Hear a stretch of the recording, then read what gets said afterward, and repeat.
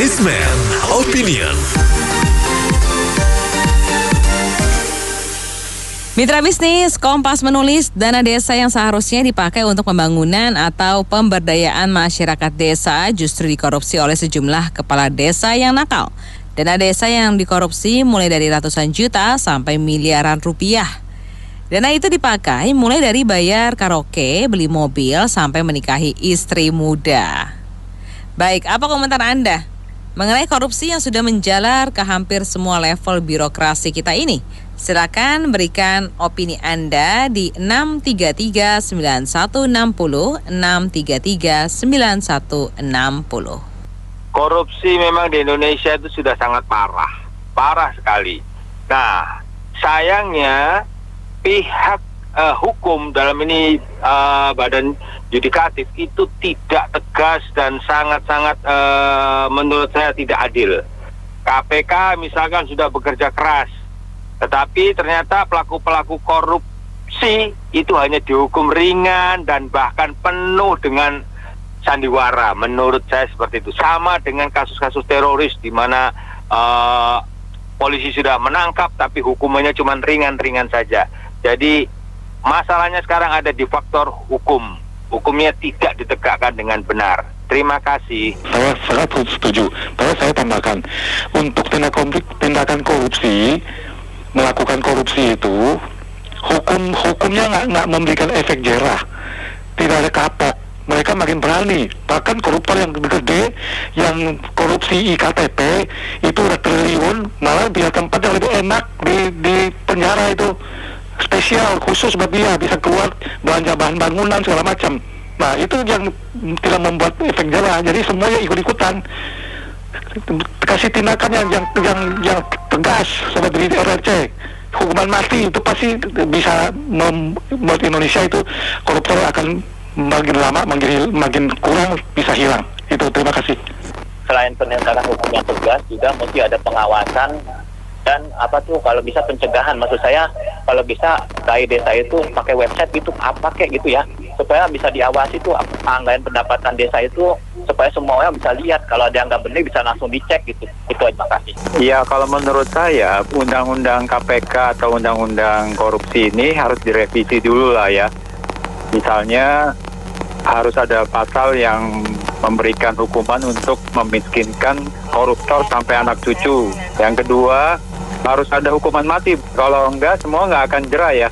Itu yang terkuak di media kan yang diketahui saja.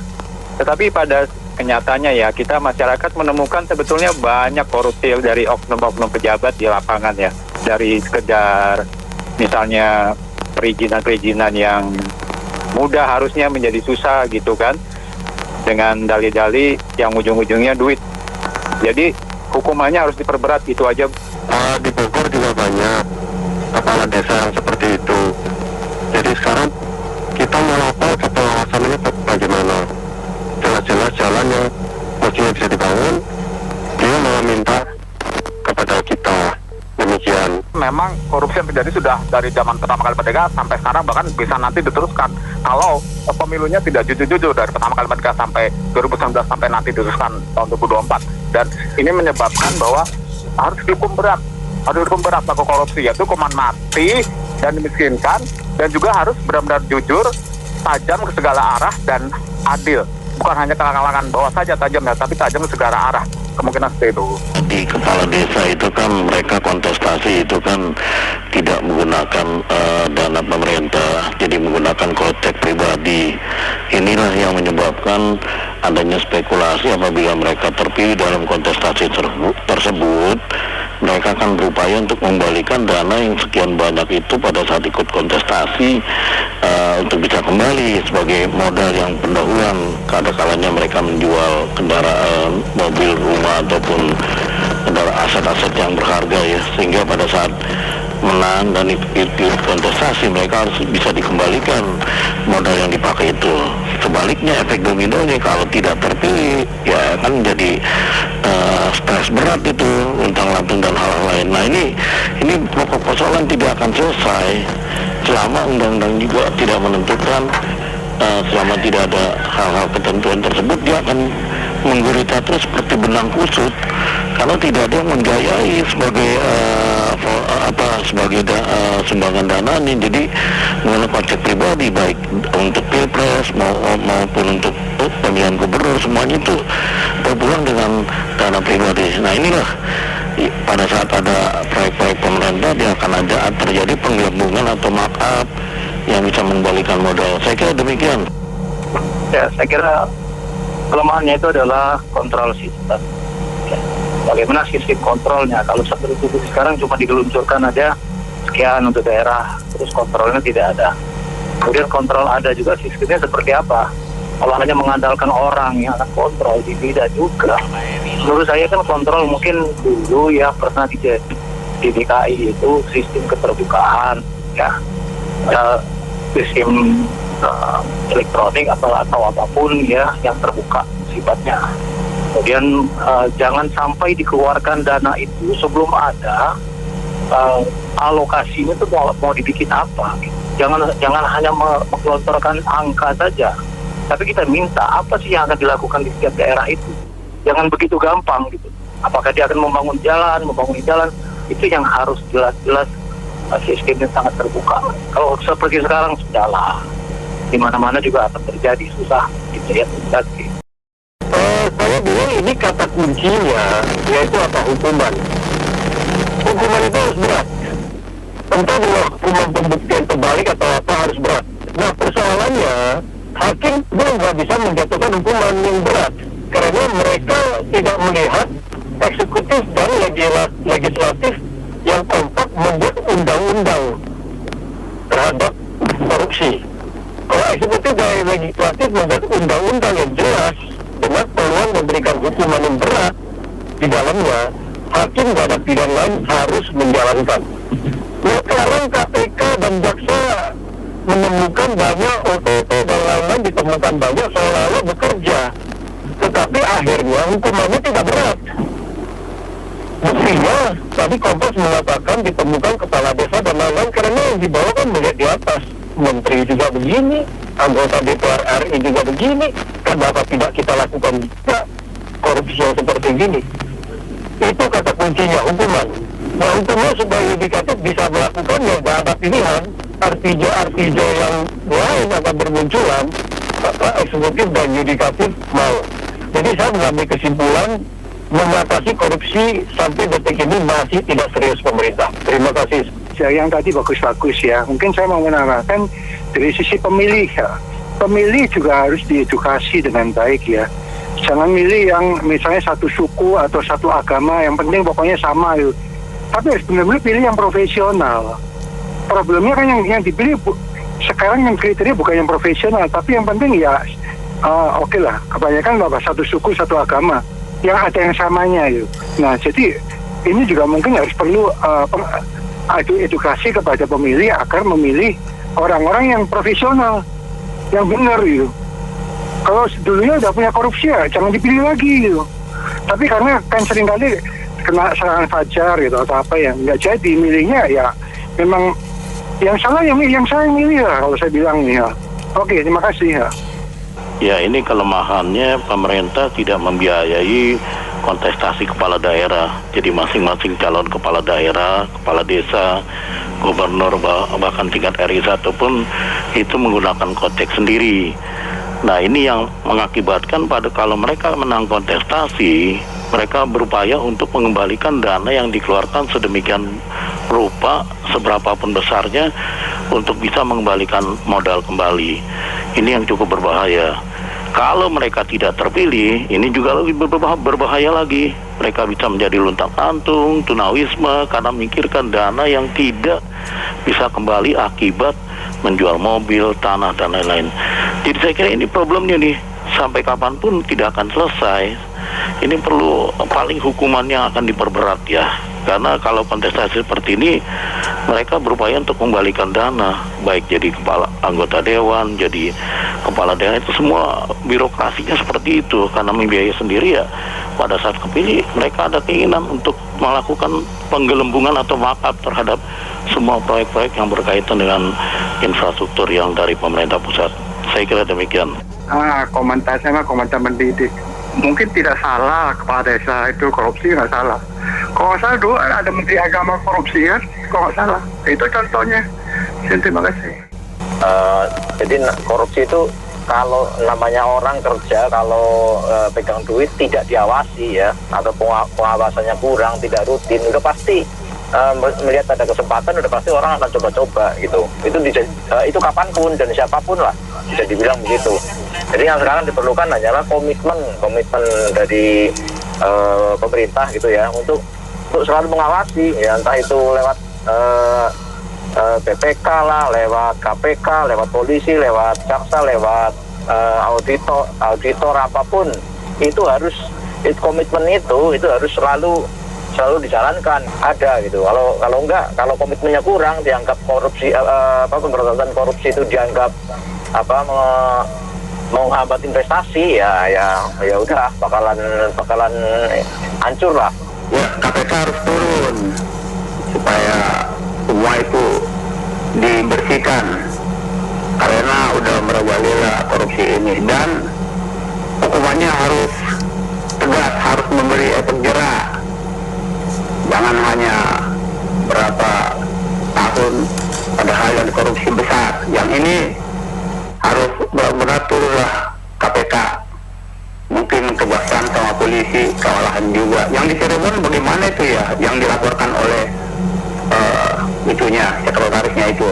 Nah, jadi tindak lanjutnya hukuman harus diperberat, membuat efek jerak. Terima kasih. Kalau saya bilang ini kan masalah klasik ya, ini ya, terus mungkin sampai 3-4 generasi setelah kita juga masih ada. Jadi menurut saya tuh percuma sistem sebagus apapun kalau manusia di belakangnya itu ya itulah gitu loh. Jadi saran saya sih ya, itu kita jangan cuma tekanin agama aja gitu ya, dari kecil ditekanin agama dan terbukti kan kurang efektif gitu loh. Dari kecil tuh udah ditanamkan tuh korupsi kayak gimana, mesti ditanamkan tuh mesti bayar pajak misalnya dari hal-hal kecil gitu loh.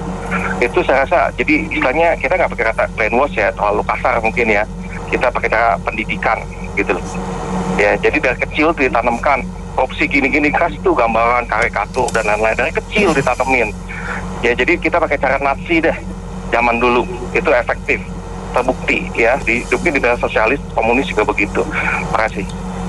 Kalau menurut saya itu dana desa mah nggak ada apa-apanya. Yang sekarang tuh dana untuk bikin ibu kota baru berapa ratus ya, prinsipnya kayak ada guru kencing berdiri, murid kencing berlari. Itu mah kepala desa segitu mah nggak ada apa-apanya. Pemimpin kita lebih gede lagi. Ya gitu aja. Kalau mengenai korupsi sebenarnya kita udah heran ya. Kalau dari dulu kan kasusnya sama aja, korupsi ketangkap, orangnya bebas, terus apalagi pejabat yang korupsi, semuanya bisa diringankan hukumannya. Terus kalau hukumannya diperketat di benar-benar penegak hukum yang nggak melakukan korupsi juga dan melakukan dengan tegas, nggak ada pasti yang berani korupsi. Misalnya dipinggirkan perang-perangan, ini malah yang tawan korupsi malah ada yang dibela lagi, ada yang diringankan hukumannya lagi, ada yang malah bisa menjabat lagi. Mau jadi apa negara Indonesia? Korupsi mah itu kalau dari atasnya hukumnya nggak jelas mah tetap aja orang melakukan, bahkan sampai ke desa-desa. Terima kasih. Iya, mendingan tuh korupsi, opini saya, mendingan tuh dihukum mati saja udah. Nggak perlu lagi sama asal udah terbukti, udah disidangin, dihukum mati aja udah, ngapain lagi mereka ikut. Wah, mereka juga udah banyak menyusahkan orang lain kan. Kalau soal korupsi mah udah kayaknya susah diberantas lah. Dari atas sampai bawah ya semua kong kali kong semua permainan. Jadi sampai lebaran kuda pun kecuali hukumnya tegas gitu. Penjara seumur hidup apa hukum mati atau dimiskinkan sekeluarganya dan antek-anteknya semuanya. Ini masalahnya dari atas ke bawah semuanya udah berjamaah gitu Bu. Jadi saya rasa pesimis sekali ya. Bangsa ini juga ke depan ya susah juga kayaknya. Makasih. Kalau bagi saya, masalah korupsi di Indonesia tuh udah jatuhnya lingkaran setan. Siapa yang jadi pejabat pun dia udah berhutang budi kepada partai atau kemana, jadi dia udah susah untuk melakukan hukum yang sebenar-benarnya. Susah, makanya kita kalau masih bercampur ke situ aja nggak ada gunanya lah, mau jadi siapapun yang jadi presiden, siapapun tetap aja kalau belum ada hukuman seberat-beratnya hukum mati, tetap aja masih begini terus Bu, sampai ketemu ke akar-akar, sampai ke borok-borok kakinya. Harusnya Indonesia belajar dari negara yang lain seperti China. China itu korupsi juga tinggi dulunya. Kenapa China bisa maju sekarang? Harus ada yang berani dikorbankan. Penggal kepala, hukuman mati sekeluarga. Itu yang akan buat mereka yang punya niat jahat terhadap semuanya itu lama-lama luntur dan tidak berani. Hukuman itu harus jelas, benar-benar jelas dan keras. Kalau enggak, ya terus begini Indonesia ya yang tidak akan bisa berubah. Korupsi terus-terusan aja. Kepentingan masing-masing itu banyak. Jadi ya kalau dibilang mau diberantas, tolong berantas dulu atasnya, penggal dulu atasnya. Baru turunannya itu baru hilang semua. Terima kasih.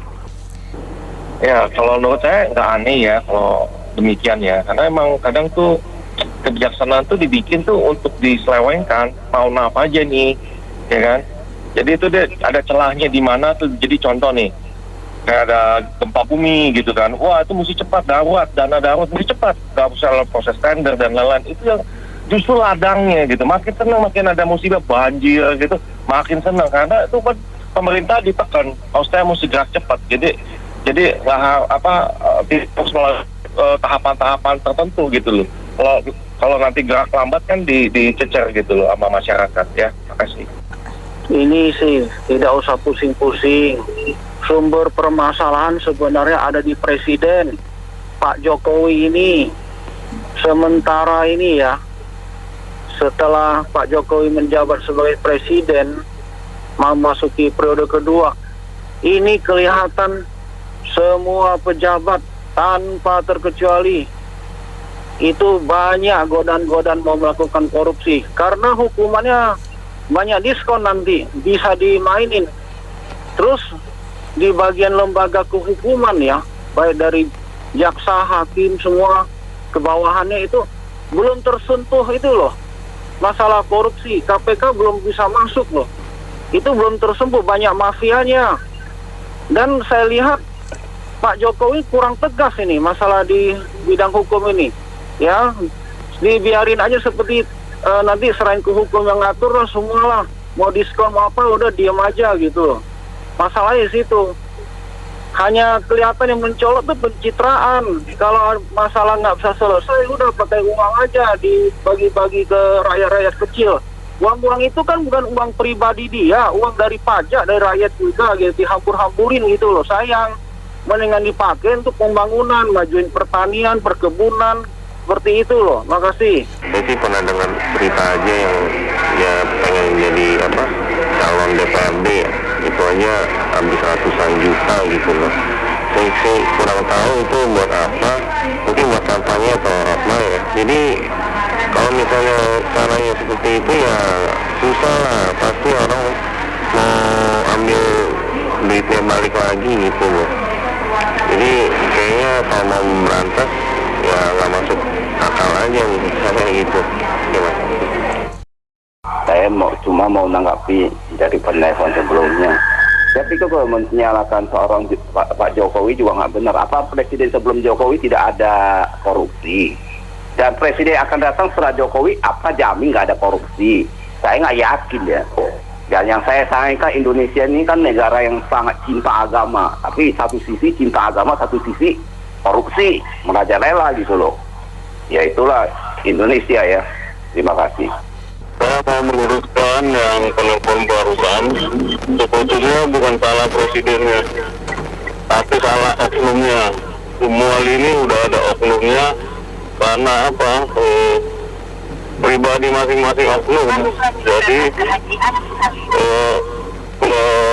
untuk korupsi itu kita udah dimulai dari awal gitu. kalau masalah presiden dan kehakiman itu beda lembaga.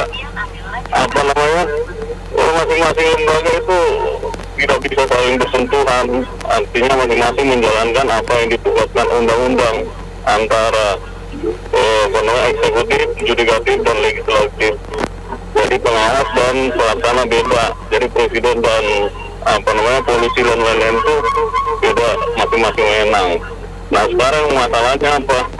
Di masyarakat kita itu udah terbiasa korupsi.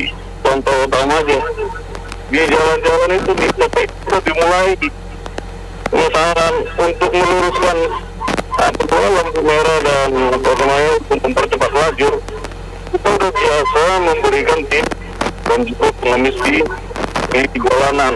Nah ini berlanjutan ke semua lini. Ini masyarakat ini cepat juga dapat duitnya. Nah ini yang menjadi masalah di masyarakat kita.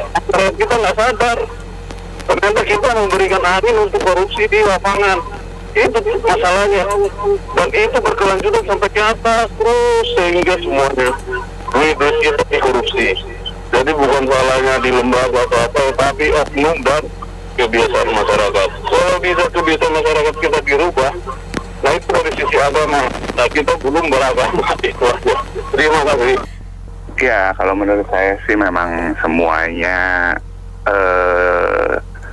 selalu diasosiasikan dengan korupsi ya kalau di Indonesia. Maksudnya apapun itu banyak celah-celahnya, dan kayaknya yang harus dilakukan kalau menurut saya sih itu ya mau gak mau harus banyak KPK juga di daerah, walaupun memang juga itu berpotensi juga sih orang KPK-nya juga nyeleweng, tapi setidaknya harus lebih banyak disebar dan jangan ada hukuman ringan gitu maksudnya.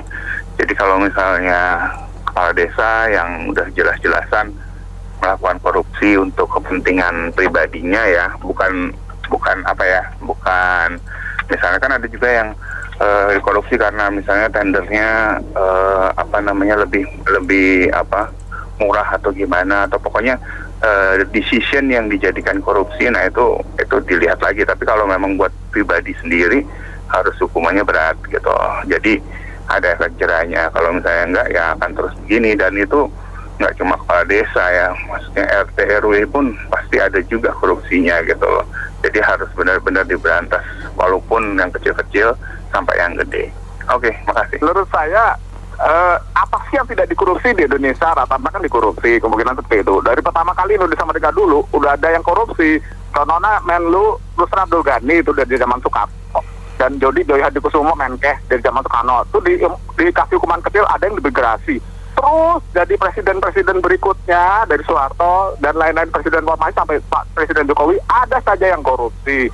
Kalau dana desa dikorupsi, ya jangan heran, karena untuk menjadi kepala desa di Probolinggo, di Bekasi, sudah ketahuan di belakang layarnya kan jual beli jabatan, jadi camat, wali kota.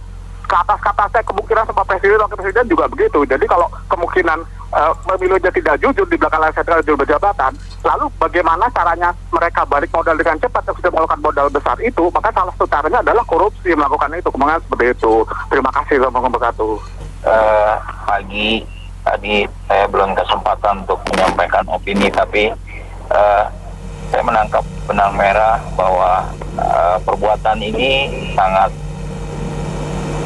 dikutuk lah, gampangnya begitu ya. Ya, jadi kepala desa itu pakai buat karaoke, pakai buat kawin lagi, beli mobil begitu ya, sampai dijabarkan begitu. Jadi kita tuh krisis kepemimpinan banget begitu, sampai kepala desa aja segitu parahnya begitu, apalagi kalau di level-level yang lebih atas kalau terjadi ya. Nah, terus saya juga mau menggarisbawahi, ini sumbernya kita nggak tahu kan, desa kan banyak, negara kita luas, berapa banyak sih itu persentasenya. Nah, itu yang harusnya dijadiin bahan evaluasi ya. Jadi yang dari tadi pagi saya dengar, kita tuh semua tahu bagus ada tindakan preventif, ada tindakan hukuman, punishment diberikan. Nah, teori-teori itu kita semua mengerti, tapi masalahnya dalam praktek lapangan kan terjadi lagi. Jadi apa ya masalahnya, apakah ini memang udah budaya korupsi berjamaah begitu. Terus kedua juga adalah ini orang-orang yang menjadi kepala daerah ini kan sebetulnya harusnya sedih ya, di desanya ya jalanannya harusnya bisa diperbaiki, malah korupsi. Sekolah-sekolah buat rakyatnya dipakai buat kepentingan pribadi, rumah sakit, puskesmas itu bayi-bayi kekurangan gizi karena akibat dana-dana yang begitu. Nah, dari kontrol dari pusat juga kan nggak menekan dengan jelas kontrolnya ini sampai sebagaimana gitu loh.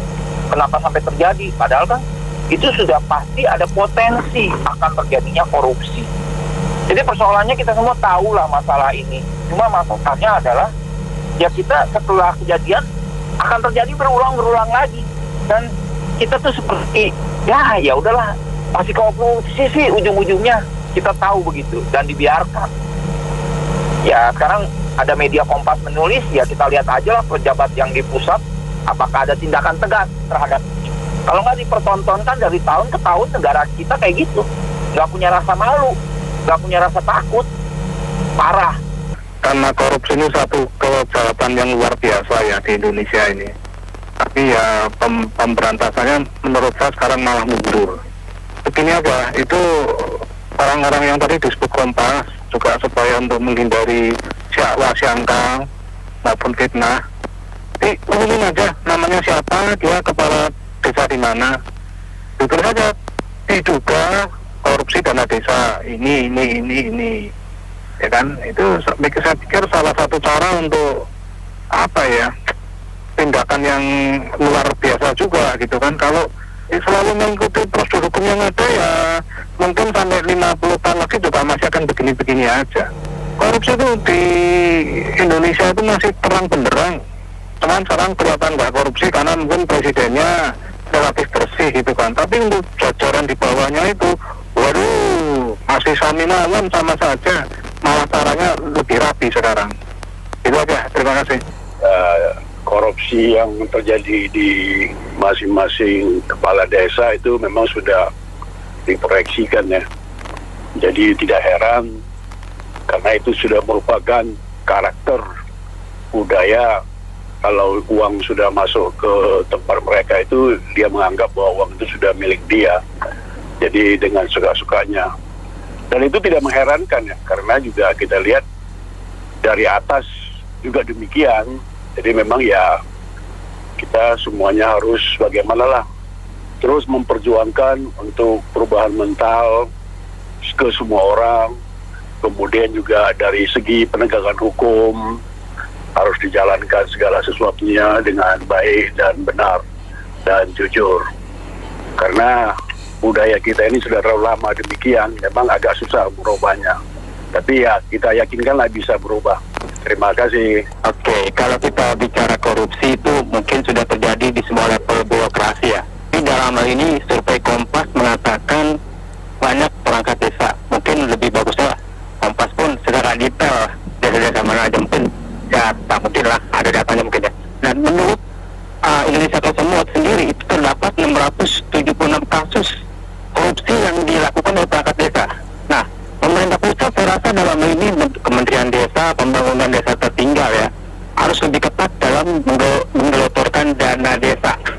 Dan kalau apabila perangkat desa itu, ini kepala desa ya, sudah jelas melakukan korupsi, tangkap dan hukumannya yang berat. Karena ada 3 suku kata yang tidak dapat dipisahkan dalam hal ini, yaitu tahta, harta, wanita. Oke, thank you. Iya, kalau dirasa memang korupsi itu dari zaman dahulu, terus kemudian reformasi 12 sampai dengan detik ini memang ya sampai unsur paling bawah ada, selalu terjadi. Jadi mungkin sendiri sebenarnya dari pusat, kalau lihat dari Sri yang tentang anggaran itu sudah wanti-wanti banget supaya hati-hati.